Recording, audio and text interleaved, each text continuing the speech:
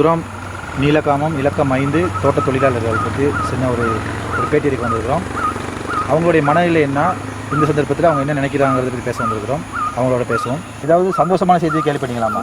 கேள்விப்பட்டோம். இந்த மாதிரி சம்பளம் இவ்வளோ நாளாக கேட்காம சம்பளம் இப்போ 1750 ரூபா சம்பளம் கூட்டி கொடுத்துருக்காங்க. முந்தி சம்பளம் கேட்டு போராட்டம் செஞ்சு சம்பளத்தை வாங்கினாங்க. இப்போ ஒன்றும் இல்லாமல் இந்த பையனை 1750 ரூபா சம்பளம் கூட்டி கொடுத்துருக்காங்க. அதுக்கு அவருக்கு நன்றி செலுத்துக்கிறோம்.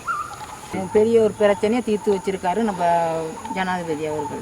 இப்போ ஜனாதிபதி அவர்களுக்கு நன்றி செலுத்துக்கிறோம். பிரதீப் சாருக்கு நன்றி செலுத்துக்கிறோம்.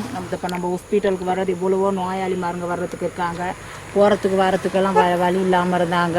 இப்போ அந்த ரோட்டு செஞ்சு கொடுக்குறதுக்கு அது மிச்சம் உதவியாக போகுது. இப்போ அந்த ரோட்டு செஞ்சு கொடுக்குறதுக்கு ஆளுங்களுக்காக அது ரொம்ப உதவி. தண்ணி வசதி கொஞ்சம் இல்லாமல் இருக்குது, அது கொஞ்சம் செஞ்சு கொடுக்கணும். சரிம்மா, எதிர்காலத்தில் நம்ம தண்ணி சம்மந்தமான பிரச்சனைகள் நம்ம முன் வச்சுருக்கிறோம். கட்டாயமாக அந்த தண்ணி உங்களுக்கு நீர் பிரச்சனை தீர்த்து வைக்கப்படும். நன்றி.